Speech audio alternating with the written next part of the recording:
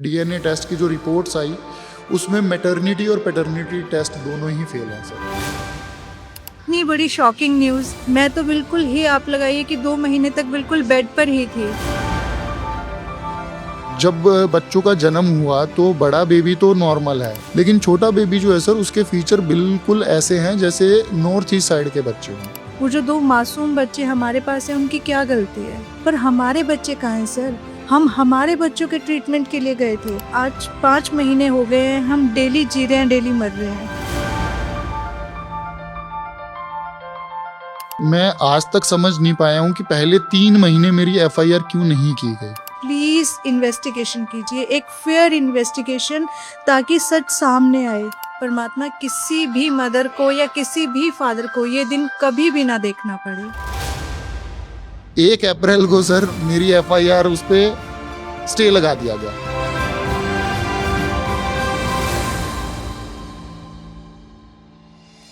Delhi NCR से एक shocking case सबके सामने आया है, जिसने इंडिया में आईवीएफ प्रोसीजर्स और असिस्टेड रिप्रोडक्टिव टेक्नोलॉजी पर ट्रस्ट को लेकर सीरियस क्वेश्चंस खड़े कर दिए हैं। गुरुग्राम के कपल राहुल और मीनू राठौर ने जनवरी 2026 ग्रेटर कैलाश दिल्ली के एससीआई आईवीएफ हॉस्पिटल में आईवीएफ के थ्रू ट्विन डॉटर्स का वेलकम किया, लेकिन कुछ टाइम बाद उन्हें बच्चों के रिजेम्बलेंस को लेकर डाउट होने लगा। जो पहले सिर्फ एक पर्सनल कंसर्न था, वो धीरे धीरे एक सीरियस मेडिकल और लीगल कंट्रोवर्सी में बदल गया। रिपोर्ट्स के अकॉर्डिंग इंडिपेंडेंट डीएनए टेस्टिंग में एक शॉकिंग फाइंडिंग सामने आया कि बच्चों का पेरेंट्स से कोई जेनेटिक लिंक नहीं मिला। इसके बाद एम्ब्रियो मिक्सअप या स्वैपिंग और डॉक्यूमेंटेशन इरेगुलरिटीज के एलिगेशन भी सामने आए। कई महीनों के स्ट्रगल के बाद लोकल कोर्ट ने पुलिस को एफआईआर रजिस्टर कराने का ऑर्डर भी दिया और दिल्ली गवर्नमेंट के अप्रोप्रिएट अथॉरिटी भी assisted reproductive technology regulation act के अंडर एक्शन इनिशिएट किया गया। क्लिनिक और डॉक्टर्स की तरफ से अभी तक कोई ऑफिशियल स्टेटमेंट नहीं आया है और इन्वेस्टिगेशन अभी ऑनगोइंग है। सुनिए हमारे रिपोर्टर को जो इस केस में इन्वॉल्व पेरेंट्स से बात कर रहे हैं और जानिए इस पूरे केस को उन्हीं के शब्दों में। एक्चुअली हमारा आईवीएफ ट्रीटमेंट जो शुरू हुआ था एससीआई आईवीएफ हॉस्पिटल में शुरू हुआ था। उससे पहले हम अपनी गायनेकोलॉजिस्ट जो डॉक्टर रितु गर्ग है उनके संपर्क में थे। उन्होंने ही हमें वहाँ पर रेफ़र किया था। उनकी एक फ्रेंड है डॉक्टर मनप्रीत कौर, तो वो एससीआई में जॉब करते हैं, तो उन्हीं के थ्रू हमें शिवानी सचदेव गौर से मिलवाया गया था एससीआई हॉस्पिटल में। वहाँ पर जाके हमारा ट्रीटमेंट शुरू हुआ। फर्स्ट डे हमारे 9 जनवरी को 2025 को हमारे टेस्ट वगैरह हुए थे। टेस्ट की रिपोर्ट बिल्कुल नॉर्मल थी, वो कहीं पर भी चेक करवाई जा सकती है। उसके बाद सर हमारा ट्रीटमेंट शुरू हुआ। 13 फरवरी को मेरी वाइफ के 8 एग्स पिकअप हुए थे और मेरा सीमेन सैंपल लिया गया था और उसके बाद हमें बताया गया था कि उन 8 एग्स में से 5 एम्ब्रियोज बनी हैं, जिसमें से 3 एम्ब्रियोज ट्रांसफ़र की जाएंगी। 14 मई, मैं फिर इस डेट को स्पेशली बोलना चाहता हूँ कि 14 मई 2025 को 3 एम्ब्रियोज मेरी वाइफ के वॉम में ट्रांसफ़र की गई और उसके बाद प्रेगनेंसी कंसीव हुई, ट्विंस प्रेगनेंसी। हम चाहते ही ट्विंस थे, मतलब हमारी शुरू से ये थी कि इच्छा कि ट्विंस हो जाए, तो आप लगा के चलिए ट्विन प्रेगनेंसी कंसीव हुई हमारी। उसके बाद सर आप लगा के चलिए नॉर्मल हमारा ट्रीटमेंट दिसंबर तक उनके पास चला। उसके बाद हम लोग वापस डॉक्टर रितु गर्ग के पास आ गए, क्योंकि डिलीवरी जो है गायनेकोलॉजिस्ट वो थे, तो डिलीवरी हमारी मैक्स हॉस्पिटल द्वारका में हुई है। अब सर जब बच्चों का जन्म हुआ तो बड़ा बेबी तो नॉर्मल है, मतलब वो अगर आप वीडियो वगैरह भी देखा होगा, बड़ा बेबी बिल्कुल नॉर्मल है, लेकिन छोटा बेबी जो है सर उसके फीचर बिल्कुल ऐसे हैं जैसे नॉर्थ ईस्ट साइड के बच्चे हों। उसी बात पे हमें थोड़ा डाउट हुआ था, उसकी वजह से हम लोग सर डीएनए टेस्ट के लिए गए और डीएनए टेस्ट की जो रिपोर्ट्स आई उसमें मैटरनिटी और पैटर्निटी टेस्ट दोनों ही फेल हैं सर। तो इससे एक चीज़ क्लियर है कि ये बच्चे बायोलॉजिकली हमारे बच्चे नहीं हैं, ठीक है जी। अब इनको हमने जन्म दिया है या नहीं दिया ये भी हमें नहीं पता, क्योंकि संभावनाएं सिर्फ 2 है, या तो एससीआई की तरफ से बच्चे बदल दिए गए हैं, वो एम्ब्रियोज चेंज कर दिए हैं उन्होंने, हमारे एम्ब्रियोज किसी और को दे दिए और किसी और के एम्ब्रियोज हमें दे दिए गए हैं, और या फिर जहाँ पर जन्म हुआ है वहाँ पर आप लगा के चलिए हमारे बच्चे बदल दिए गए हैं। अभी मेरी तरफ से मैंने सारी जितनी भी रिक्वेस्ट की है वो सिर्फ यही किया है कि इस केस की कड़ी से कड़ी जांच कर दी जाए। मेरी रिक्वेस्ट ही पिछले 5 महीनों से मैं जगह जगह घूम रहा हूँ, पुलिस स्टेशन में मैंने रिक्वेस्ट की, हर जगह रिक्वेस्ट की, ठीक है जी। तो आप लगा के चलिए फाइनली कोर्ट में जाके हमें रिलीफ मिला, कोर्ट का धन्यवाद सर, ठीक है जी। अब बस पुलिस प्रशासन से मेरी रिक्वेस्ट है कि जल्दी से जल्दी जो डॉक्यूमेंट सीज करने के लिए कोर्ट ने ऑर्डर दिए हैं, क्योंकि तीनों ऑर्डर्स में स्पेशली मेंशन है कि कौन से डॉक्यूमेंट आपको सीज करने हैं, वो जल्दी से जल्दी सीज किए जाएं सर।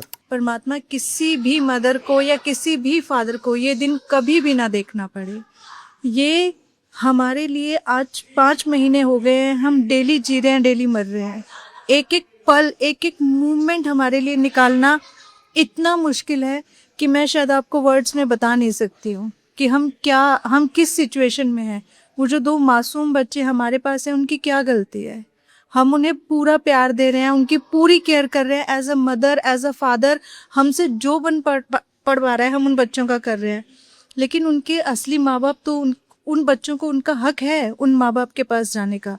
वो बच्चे अपने असली माँ बाप के पास जाने चाहिए जो जेनेटिक पेरेंट्स हैं उनके। तो हमें क्यों नहीं पता कि हमारे बच्चे कहाँ हैं? मैं प्रेग्नेंट हुई हूँ, मैंने बच्चों को जन्म दिया है, तो कैसे पॉसिबल है कि उन बच्चों का डीएनए मुझसे नहीं मिल रहा है, मेरे हस्बैंड से नहीं मिल रहा है?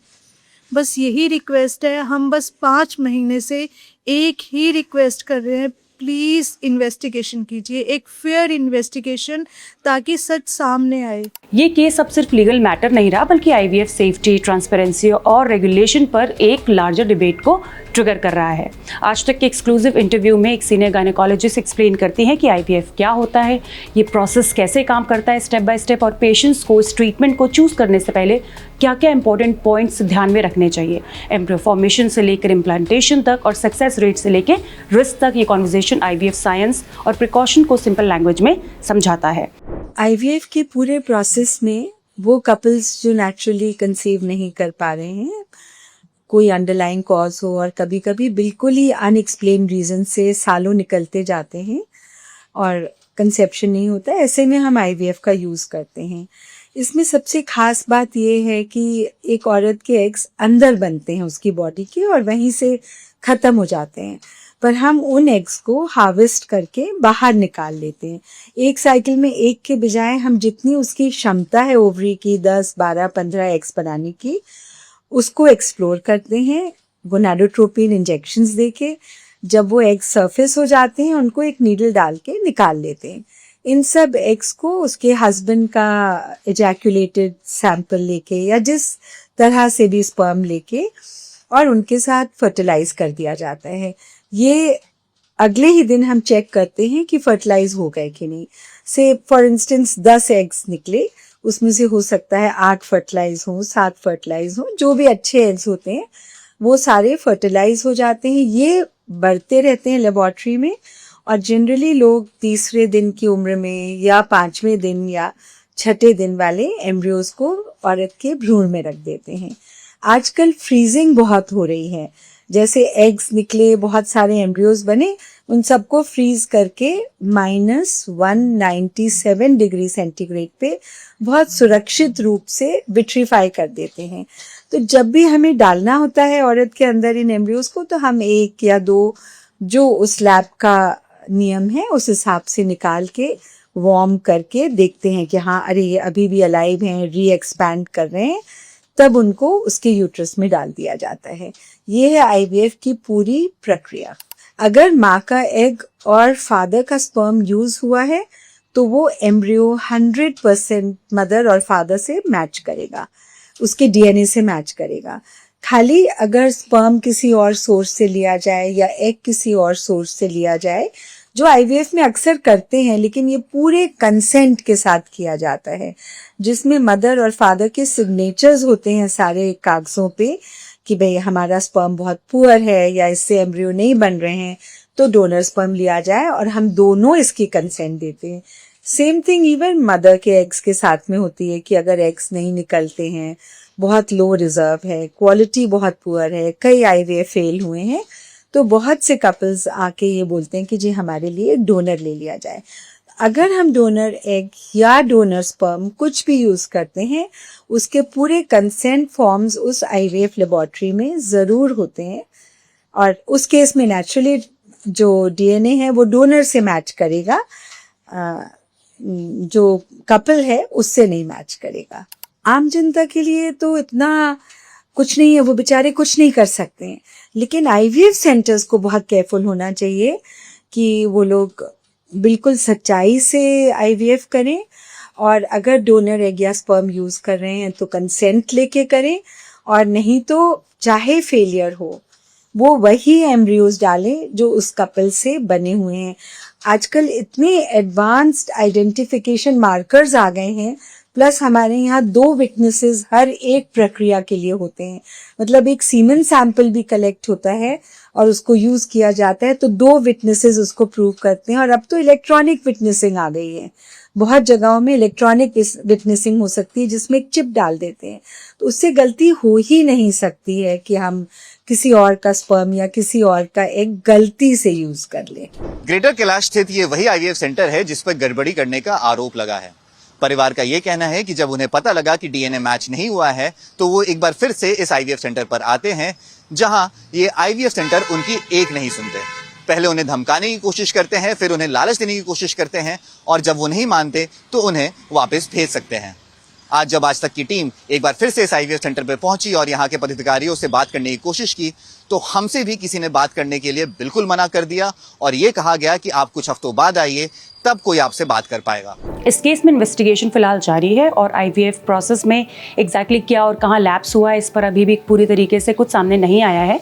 अभी के लिए ये सिर्फ एक लीगल बैटल नहीं है, बल्कि इसने इंडिया में फर्टिलिटी ट्रीटमेंट को लेकर रेगुलेशन, अकाउंटेबिलिटी और ट्रस्ट पर एक सीरियस डिस्कशन स्टार्ट कर दिया है।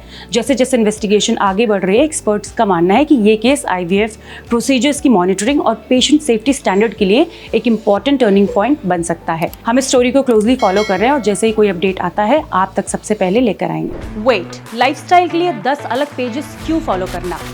Health, fitness, yoga, mental wellness, सब कुछ एक ही जगह, Fit Tak. Simple tips, expert insights, real conversations. Life upgrade करो इजी वे।